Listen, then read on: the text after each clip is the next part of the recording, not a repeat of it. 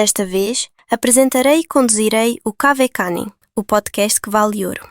Charlie Diego e o cão romano Gladius foram passar férias em Malta e confiaram-me o podcast. Tenho a certeza de que farei um trabalho muito melhor do que eles. Sejam todos bem-vindos. En pocas palabras, que esta brasileña se atreve a decir que el perro Gladius y yo estamos de vacaciones en Malta y que ella va a encargarse del podcast Cave Canem y que lo hará mucho mejor que nosotros. Pero es una usurpadora. ¡Largo de aquí! Son muy desagradecidos. Les cubres la baja por vacaciones y te lo pagan así. Se lo comentaré a nuestro presidente Lula da Silva. Y además habla español y ha empezado en brasileiro por puro esnovismo. Oh my God, Dios mío, del mío cuore.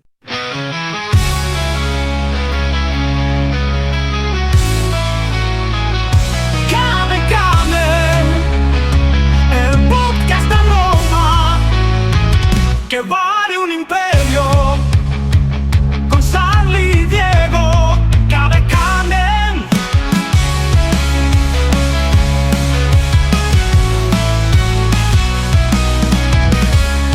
Cave Canem, el podcast de Roma. Que vale un imperio con Charlie y Diego, Cave Canem. Esto será número 1 de los 50 principales. Le he añadido 10 principales más. No vendrá de aquí.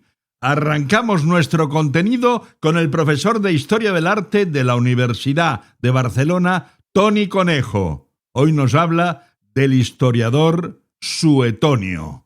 Cuando uno piensa en los emperadores romanos, sus grandezas, sus excentricidades y sus miserias, no es raro que, sin saberlo, lo hagamos a través de los ojos de un solo autor, Cayo Suetonio Tranquilo. Este escritor, que vivió entre los años 70 y 126 de nuestra era, fue un funcionario que trabajó a la sombra de la administración imperial en tiempos de Trajano y de Adriano. Así, tuvo acceso privilegiado a archivos, cartas y documentos que desgraciadamente hoy se han perdido. De ese tesoro nació su obra más famosa, De Vita Caesarum, las vidas de los Césares, que recoge las biografías de los 12 primeros emperadores, es decir, y en este orden, Julio César, Augusto, Tiberio, Calígula, Claudio, Nerón, Galba, Otón, Vitelio, Vespasiano, Tito y Domiciano. ¿Alguien se atreve a recitarlos de carrerilla? En el libro, Suetonio no se limitó a explicar sus vidas en el sentido estricto, más bien al contrario, pues le encantaba combinar los datos oficiales con anécdotas jugosas, algunas, dicho sea de paso, inventadas o fruto de la rumorología. A Suetonio no le interesaba tanto el orden cronológico como el carácter, por eso abre la vida de César con una frase que lo define todo. Cayo Julio César procedía, por ambas líneas, de familias antiguas y distinguidas. Pero apenas unas páginas después ya está contándonos los presagios de su muerte y la célebre advertencia «Guárdate de los idos de marzo». Con él, la historia y el dramatismo siempre van de la mano. Cuando pasa Augusto, la mezcla de admiración y prudencia es evidente. Dice que el primer emperador fue moderado, mesurado y dueño de sí mismo. Pero también anota con un guiño: no perdonó jamás una ofensa, aunque solía disimular su resentimiento. Suetonio escribe como quien conversa al oído, revelando lo que se decía, pero con la seriedad de quien ha revisado documentos oficiales. La obra gana viveza cuando se adentra en los emperadores más pintorescos. De Calígula recoge delirios que parecen de novela, no existía nada tan costoso que no lo deseara. Y añade la anécdota de cómo mandó construir un puente de barcos para poder pasearlo a caballo. Nerón tampoco sale indemne. Nada amaba más que su propia voz, dice Suetonio antes de narrar la famosa imagen del emperador cantando mientras Roma ardía. Pero haylas, que diría un gallego. ¿Qué hay de cierto en eso? Pues en realidad nada. Primero, porque Suetonio nació 6 años después del célebre incendio. Segundo, porque escribió eso a partir de segundas, terceras o cuartas versiones. Y por último, porque la corte imperial para la que trabajaba todavía resonaban los tambores que anhelaban dejar en mal lugar al último de los Julio Claudios, es decir, Nerón. Sin embargo, bajo estas escenas casi teatrales, late siempre un propósito serio: mostrar cómo el carácter influye en el destino del poder. Por eso, al hablar de Vespasiano, el tono se vuelve casi afectuoso. No hubo príncipe más amante de la broma. Suetonio parece dejar claro que, frente a la locura de algunos de sus predecesores, el humor también era una forma de gobernar.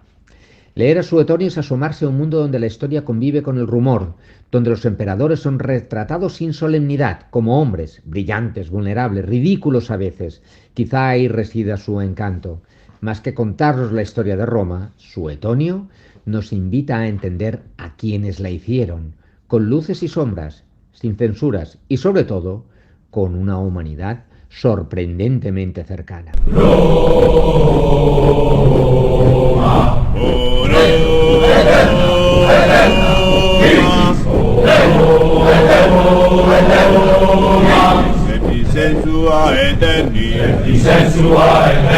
Orda nostra solum tibi,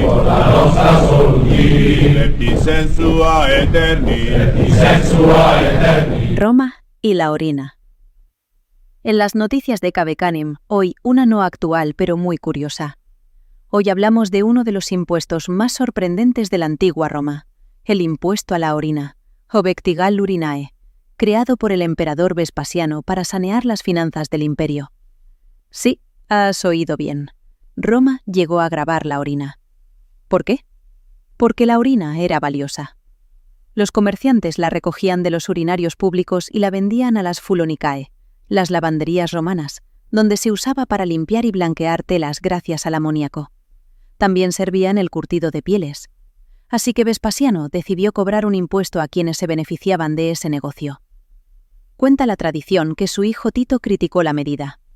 Vespasiano, para demostrar su punto de vista, y acercó una moneda obtenida del impuesto y le preguntó si le molestaba el olor.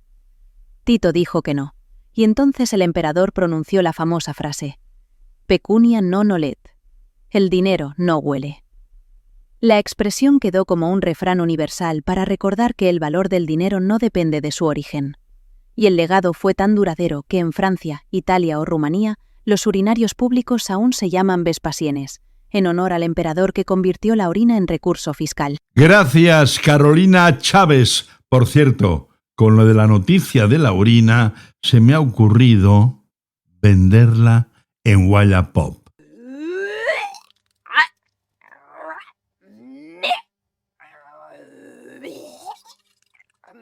Vaya, qué finos sois los becarios de Cave Canem. Me vomitáis y todo. Comandante de los ejércitos del norte, leal servidor al verdadero y auténtico emperador Marco Aurelio, padre de un hijo asesinado, marido de una mujer asesinada y dueño de un perro asesinado.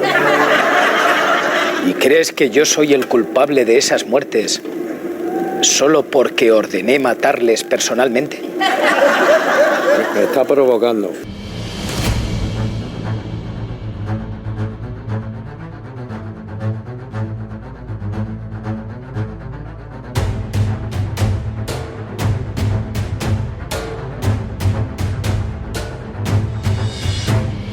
Marcus Tullius Tiro, o si quieren Bernardino, es de Jaén. Marcus es un romano de los pies a la cabeza y no para de hacer talleres relacionados con la Roma antigua. Pero nosotros le hemos descubierto y esta es su primera entrevista. Marcus, Bernardino, ¿cómo estás? Bien, en casa, con mucho gusto de oírte. Oye, eres tan romano que has ido a celebrar, no sé si son los 20 años de casados, junto a tu esposa a Roma. Esto de Roma cala muy hondo. Sí. Marcus. Sí, han sido los 25, las bodas de plata, y nos hemos ido los dos solos a Roma a pasear por la ciudad, a dar vueltas, a entrar a museos sin obligaciones, solo disfrutar de la ciudad. Como dicen los amigos, a comer pasta y helado. Oye, pero ¿no has visto los monumentos romanos que me tienes ahí tan espectaculares? Sí, entre helado y helado también paseamos por el anfiteatro Flavio, sí, por el foro. Sí. Sí, entre una cosa y otra se pudo hacer de todo. ¿Y tu mujer qué te decía del anfiteatro romano, del foro? ¿Qué te decía? ¿Que eso era cosa tuya, Marcus? ¿O que a ella también le gusta? A ella le gusta tanto más que a mí. Lo que pasa es que ella por su trabajo pues no tiene el tiempo que yo para invertir a documentarse y demás, pero a ella le gusta mucho. De hecho, tira de mí para muchos eventos, que por mi parte estaría un poco más tranquilo en casa, pero ella dice, venga, también vamos, y venga, también vamos. Y por eso somos tan activos.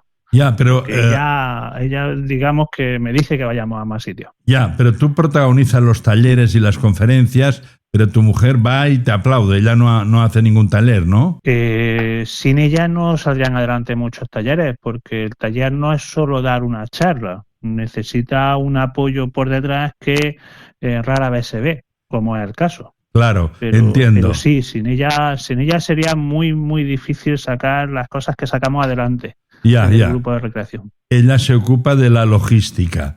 Tú formas parte de la asociación Artium Ac Vitae. ¿Qué hacéis en la asociación, Marcus? Sí. Somos un grupo de recreación que nos dedicamos fundamentalmente a la vida civil. Artium Ac Vitae es oficio y vida cotidiana. Entonces nos gusta intentar recrear oficios tan humildes como el zapatero o el herrero, sí, y vida cotidiana como puede ser la gastronomía o el maquillaje.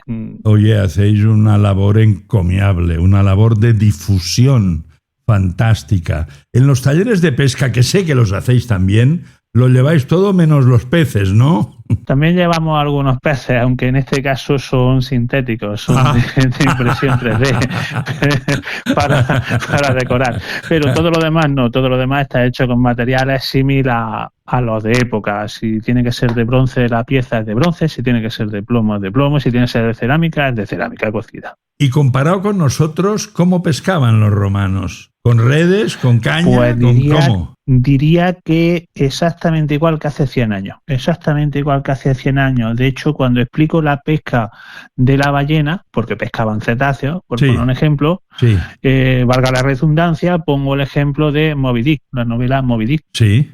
Pescaban con caña, pescaban a mano, con anzuelo, con sedal. El sedal, pues hasta hace poco se fabricaba con cola de caballo, y nosotros, hasta que no aprendimos a fabricar el plástico, pues se seguía pescando con cola de caballo. Por consiguiente, los materiales son muy similares: caña de río, caña de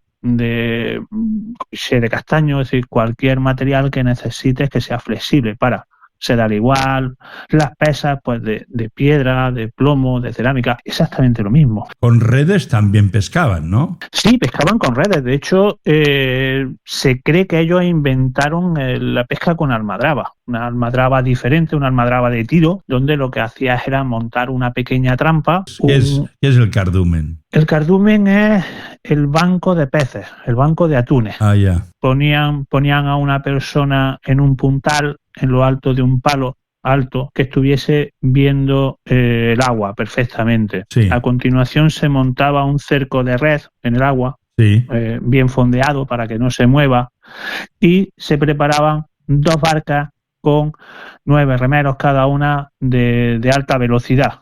La primera barca se encargaba de hacer parapeto para que cuando llegaba el cardumen chocase contra la red y guiarlo hacia el copo que hemos preparado, la trampa, y cuando entraba el cardumen dentro del copo, la segunda barca remaba a alta velocidad, para la época, claro está, para cerrar el copo, y de esa manera se quedaban dentro. Vaya, ¿cómo te lo sabes como todo? Ve, poca diferencia hay de la actualidad. Ya. Oye, y por lo que has leído, que tú eres un tío estudiado y leído con Roma, ¿los peces qué eran? ¿Las especies eran muy distintas a las de ahora o qué? Bueno, eso estudiado me queda grande. No, la pesca es exactamente igual que ahora, las mismas especies. Claro, tenemos que hablar de que en el siglo XX hubo una eclosión o una explosión de especies alóctonas, donde está el blackback, que viene del Nuevo Mundo y demás. Empezamos a modificar los ecosistemas, pero los romanos también lo hacían. Es decir, traían especies que les interesaban, como la carpa o el siluro, por tamaño.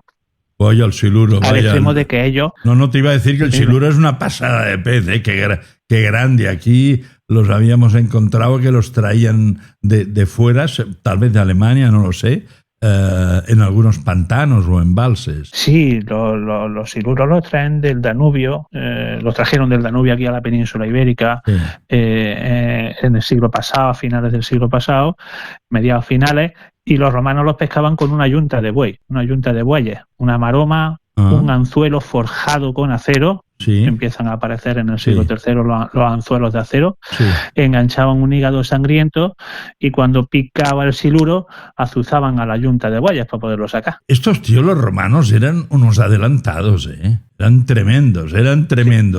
Pensemos que pasamos de que la pesca es un alimento de supervivencia, solo lo comía quien vivía al lado del agua o del río, a ser un artículo de lujo, porque los romanos deciden que es un artículo de lujo.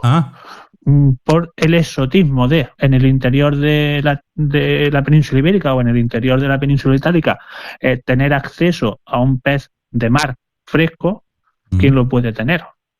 ¿Quién tiene dinero para pagarlo? Y por consiguiente es un artículo de lujo. ¿Que de dónde te viene a ti esta afición romana tan intensa con el apoyo de tu esposa? Pequeñito, Asterio Obelix. ¿Ah, sí? Asterix Obelix.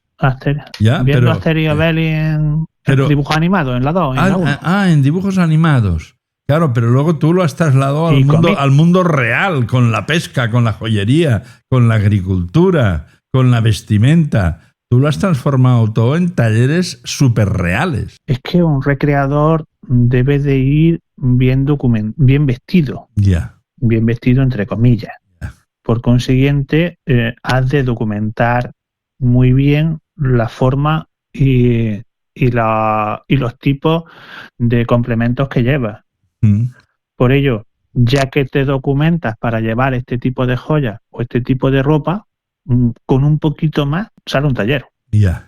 No es mucho más difícil. No es mucho más difícil. Un ejemplo, fíbulas.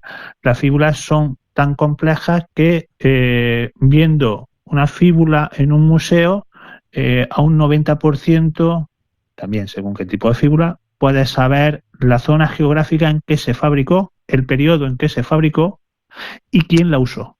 ¿Pero qué es una fíbula? El oficio de la persona que la usó. Que tú hablas... La fíbula es el pin o el imperdible, con el que se sujetaba la capa, por poner un ejemplo. Voy a preguntarte sobre la joyería unas preguntas rapiditas. Los romanos como joyeros, ¿qué piedras trabajaban sobre todo? Todo lo que tenían a su alcance, absolutamente todo. Esmeraldas traídas desde la India o Egipto, cornalina, rubí, ópalo, azabache, cornalina, calcedonia, marfil, las perlas. Claro, las perlas es el lujo máximo de la perla, es decir, por encima de los diamantes también los usaban. Así podríamos seguir hasta aburrirnos de todo lo que hubiese a su alrededor. Lo pillaban todo. Lo pillaban todo. Hacéis charlas también sobre agricultura, no solo tú, sino algún compañero tuyo también. ¿Qué es lo más destacable? ¿Cuál es el titular en la agricultura de la Roma antigua? ¿Titular? Sí. Decir que el arado romano se utiliza hasta que aparece el tractor, por poner un ejemplo, o sea, que hace 4 días. Variaciones, pero sí, de hecho se llama arado romano. Y la agricultura, la azada es igual, la pala es igual, el podón es igual, y podremos decir que inventaron el invernadero o domesticaron la alcachofa, entre otras muchísimas plantas. ¿Cómo que la domesticaron? Así ellos fueron los que... ¿Qué quiere decir la domesticaron? Que la crearon... La alcachofa es salvaje. Sí, la alcachofa es selección artificial del cardo. Un tipo de cardo que fueron domesticando. Es decir, fueron seleccionando el que mejor alcachofa, mejor flor iba sacando, más grande y con menos pinchos. Las variedades que tenemos en la actualidad. Explicabais y explicáis también. Sí, explicáis también sobre la fundación de una villa. ¿Qué es también? ¿Cuál es? Yo te pido titulares. ¿Cuál es el titular de la fundación de una villa? ¿Qué es lo básico en una villa romana?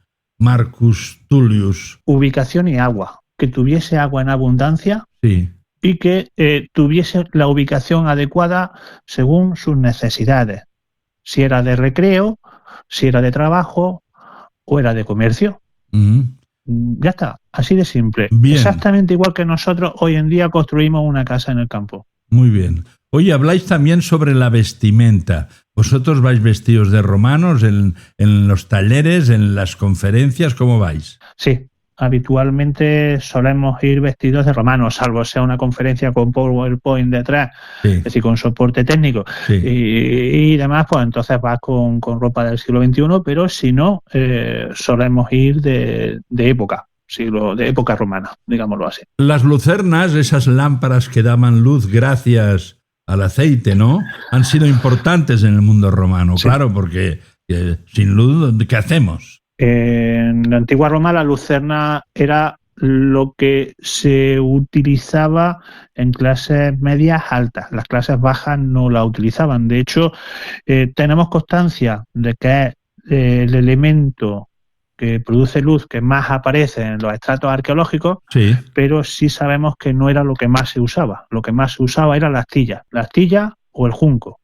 Un junco ungido en aceite o ungido en grasa, o una astilla de madera resinosa era lo más común. Sí, porque es que traía muy mala suerte, daba mala suerte, traía los malos augurios. Apagar un fuego encendido, ya que ese fuego se producía a través del fuego sagrado de Tulararium. Sí. Por consiguiente, tú tenías que esperar a que la lucerna se apagase. Era mucho tiempo y desperdicio. A medianoche te levantas para ir al servicio, no vas a encender la lucerna. Ya. Coges una astillita, o para cenar coges una astillita que son 10 minutos, 15 minutos. Oye, en esta asociación sí. Artium Ac Vitae, ¿quién os contrata? ¿Ayuntamientos, diputaciones, asociaciones? ¿Quién os contrata para estos talleres, para estas conferencias, para estas charlas? ¿Quién os llama? Todo el mundo. Museos, instituciones, sí. Universidades. Sí. Todo el que nos conoce y cree que podemos ayudar. Pues nuestra intención siempre es ayudar. Ya. Si damos una charleta y esa charla o ese taller interactivo sirve para ayudar, ahí estamos.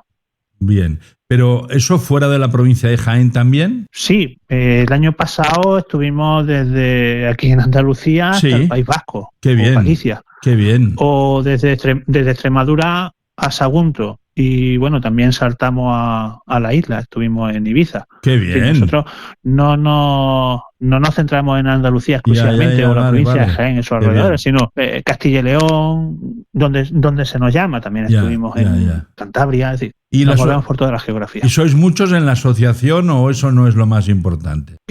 Somos 10 personas, pero es lo menos importante. Claro. Porque estáis muy activos. Para nosotros, dentro del. Sí, más que muy activos los 10, es que lo importante es que somos un grupo de amigos.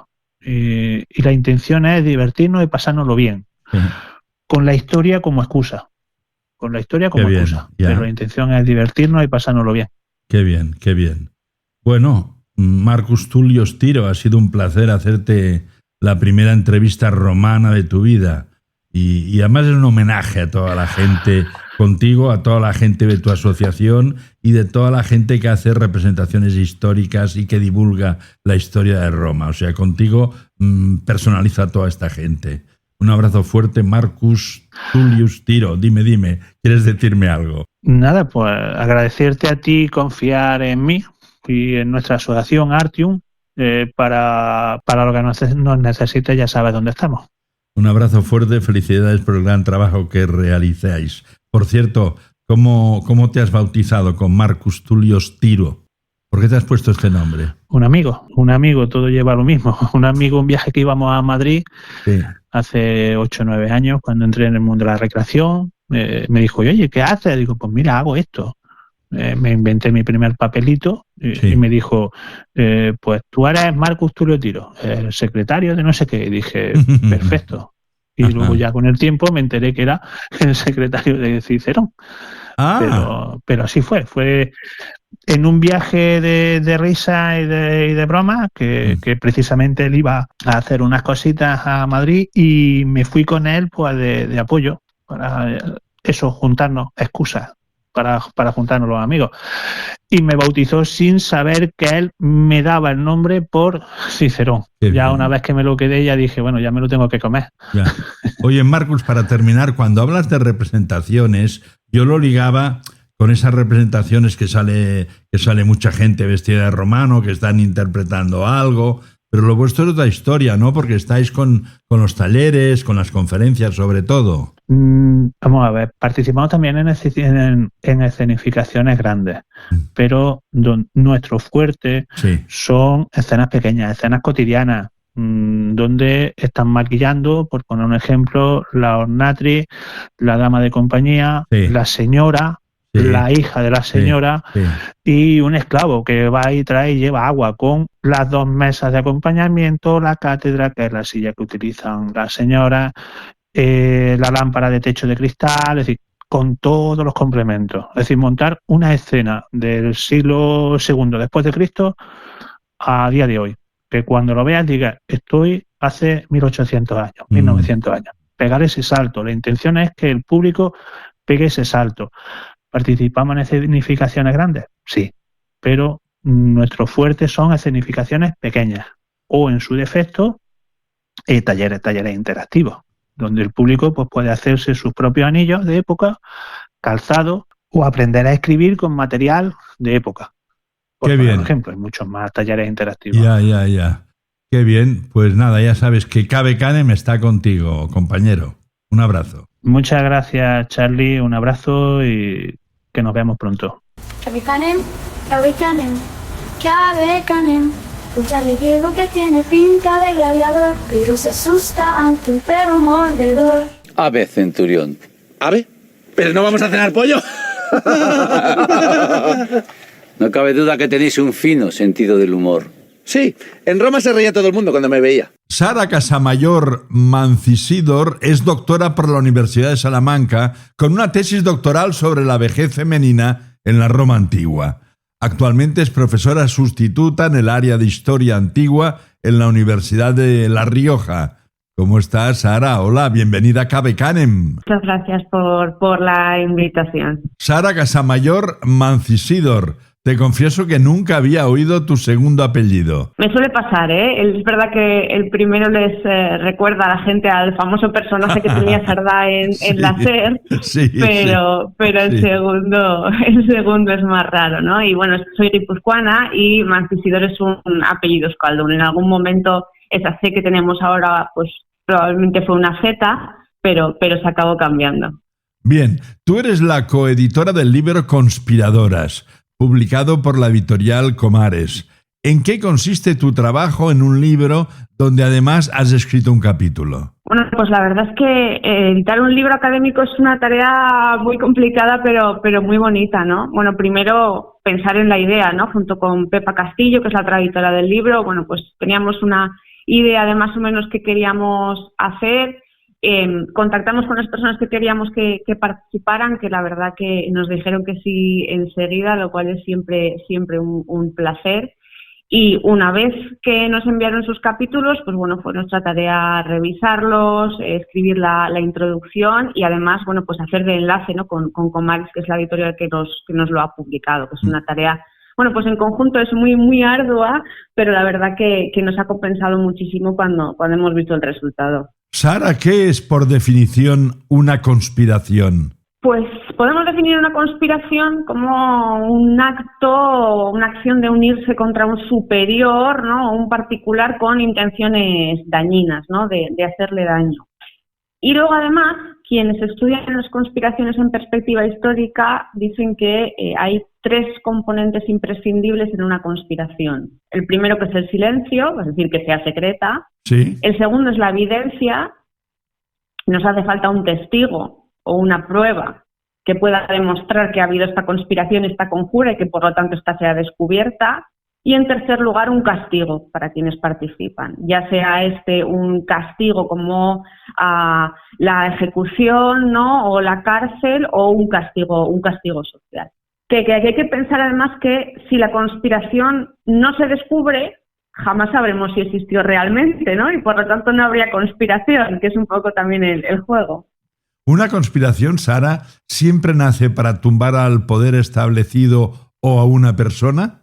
Bueno, no tiene por qué, ¿no? En parte sí, y aquí también de nuevo vuelvo a esta cuestión, ¿no? De que la conspiración hace falta que sea descubierta para que la consideremos como tal, pero no tiene por qué. O sea, en principio sí, porque lo que se busca es acabar con un sistema de gobierno, provocar cambios sociales o incluso, yo qué sé, cambiar al presidente de la comunidad de vecinos, ¿no? Y ahí siempre hay un objetivo que es socavar el poder, sea del tipo que sea. Pero las conspiraciones también pueden ser usadas por quienes están en el poder para mantenerse, ¿no? Y lo que hacen es ocultar sus acciones, bueno, eso puede ser en el caso de los gobiernos a la ciudadanía, ¿no? Pero aquí también tenemos un grupo que en secreto trata de atentar contra algo, ¿no? En este caso, pues podrían ser grupos de opinión contrarios, etcétera. Entonces, contra el poder entendido de forma amplia sí, siempre, pero contra la postura hegemónica no tiene por qué.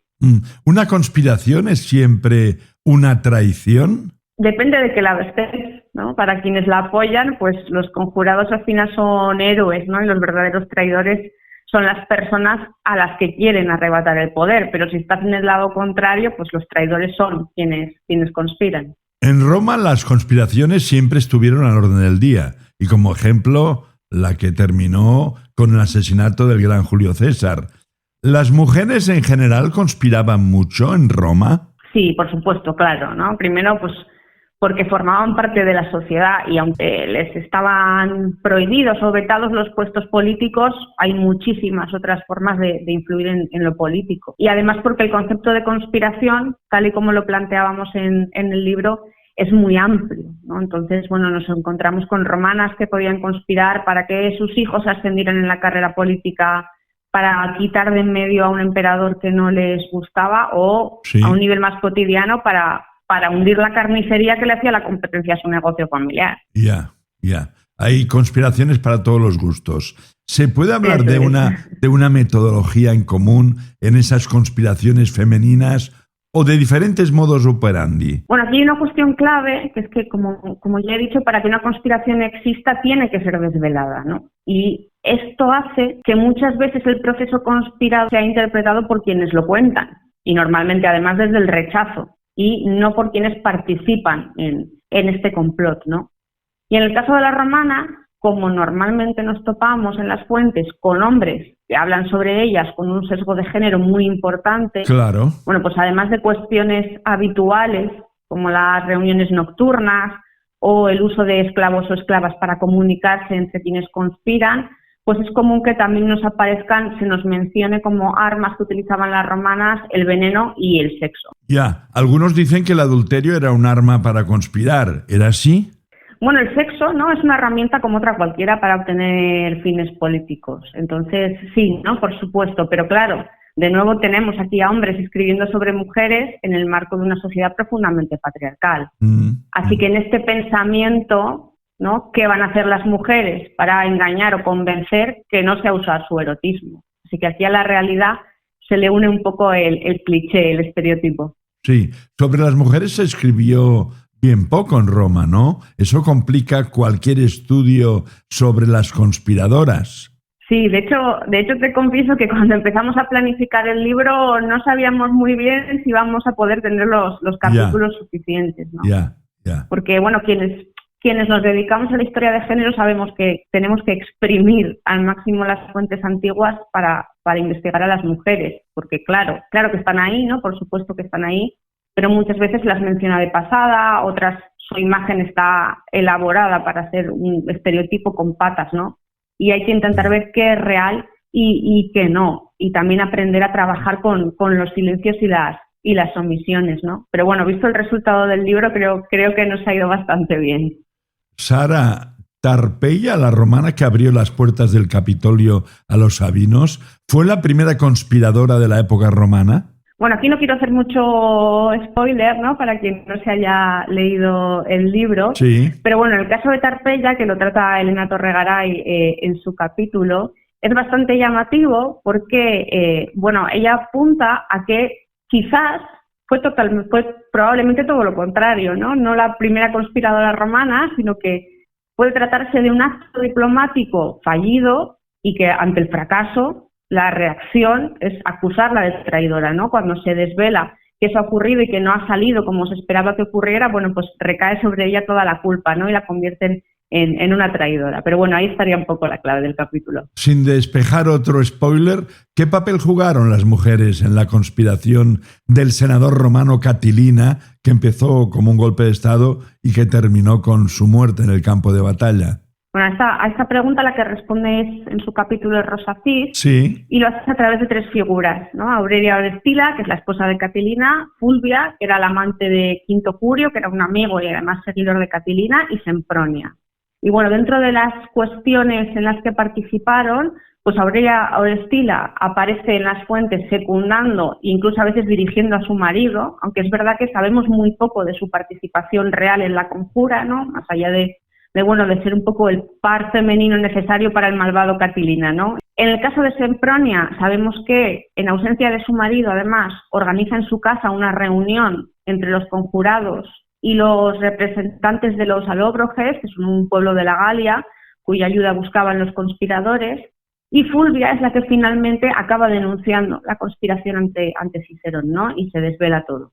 Sara Casamayor, en este libro coral que tú has coordinado como coeditora, también escriben 2 hombres. En eso habéis estado bien. Tal vez existía la tentación de hacer un libro sin hombres.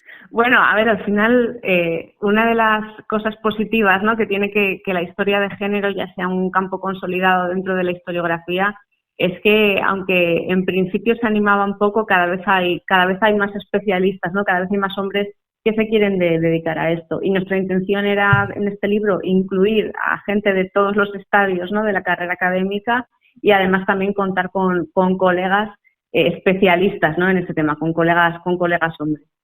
Queda claro. El libro también habla de la emperatriz Gala Placidia y de su hija Justagracia. Gala Placidia era hija del rey romano Teodosio y se casó, nada más y nada menos, que con el rey Ataulfo de los visigodos. ¿Contra quién conspiró ella? Bueno, Gala Placidia vive en un tiempo políticamente convulso, ¿no? Bueno, todos lo son, pero en su caso además hay unas transformaciones muy importantes y, como ocurre a menudo con quienes están en el poder, viven una situación muy precaria, ¿no? Nunca sabes quién está conspirando contra ti y entonces también de alguna forma hay que contraconspirar, podríamos decir, para prevenir, ¿no? Y aquí nos cuenta Rosa Sanz en su capítulo que Gala, por ejemplo, parece haber apoyado la ejecución de Serena, que había sido su tutora, ¿no?, en un intento de afianzar su posición política. ¡Ah, caramba! Y esta es una tendencia que va a seguir, ¿no?, después, a lo largo de toda la trayectoria de Gala, en buena medida para poder seguir viva en un ambiente que era muy hostil. Susana, en el libro del capítulo 10 es cosa tuya. Me encanta esa frase de empezaban por desayunar juntas. Conspiraciones cotidianas en la antigua Roma. O sea, que se puede desayunar conspirando. Sí, se puede conspirar desayunando, tomando unos vinos con las amigas o yendo a la fuente a por agua, ¿no? Era un poco la idea del libro, ver las conspiraciones como una cuestión amplia, ¿no? Y sobre todo mi intención al escribir mi capítulo. Partiendo un poco de la idea de que lo personal es político, bueno, pues analizo, ¿no?, cómo los romanos imaginaban que las romanas conspiraban constantemente para acabar con el poder que los hombres tenían sobre ellas, ¿no? Cosa que, por otro lado, también imaginaban siempre sobre los esclavos, ¿no? Que son cuestiones más cotidianas, pero que al final siguen la misma estructura y el mismo vocabulario que las conspiraciones políticas, y que además en la mentalidad romana estaban íntimamente ligadas, porque de criticar al marido a tratar de engañarle robándole dinero o siéndole infiel con ayuda de las amigas, había un paso. Y de engañarle y socavar su autoridad a que todas las mujeres hicieran lo mismo y adiós al Estado romano, pues había otro pasito pequeñito nada más, ¿no? Esta es un poco la idea. Leído el libro Conspiradoras, ¿a qué conclusiones podemos llegar, Sara Casamayor?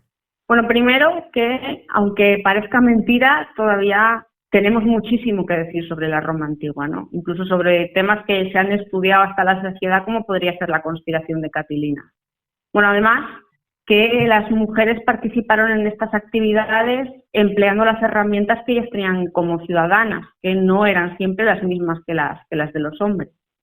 Y luego que finalmente que como la interpretación de las conspiraciones depende de cuál fuera su objetivo y cuál es su resultado y de en qué bando estaba el autor que nos las cuenta, bueno, pues buena parte de lo que contamos en el libro, y esa también es un poco la gracia, puede ser verdad, mentira o una mezcla entre ambas, ¿no? Al final había compañeras que me decían, después de hacer esta investigación, yo no sé si aquí hubo conspiración, si no, o qué pasó realmente. Y esto es un poco el juego, ¿no? Al tratar las conspiraciones.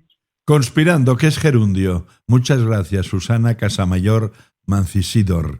Gracias por estar en Cabecanem. Muchas gracias a ti.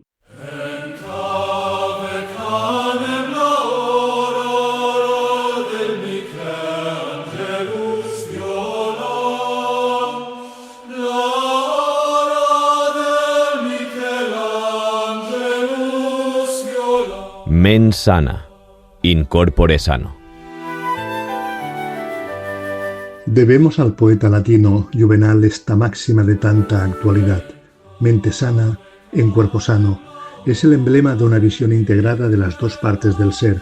Para que estemos mentalmente bien, alegres y despiertos, debemos tener el cuerpo en forma. Si el cuerpo nos responde, la cabeza nos funcionará mejor. Porque cuerpo y mente no son dos compartimentos estancos, dos realidades separadas, son, por el contrario, las dos caras de una misma moneda. Y así la amplia literatura sobre crecimiento personal que tanto y tanto prolifera nos da cuenta, por ejemplo, de que la vida sedentaria no nos conviene. Al contrario, que hay que moverse, incorporar rutinas que nos saquen del anquilosamiento, porque como sabían los romanos y ya antes que ellos los griegos, el ejercicio físico nos prepara para una vida mejor, fortalece el estado de ánimo y despierta las ganas de hacer cosas.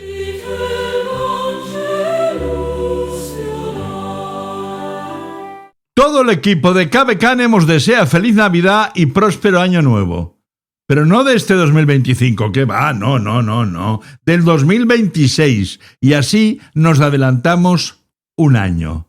Increíble, pero cierto. Gracias por escucharnos. Ave Crem.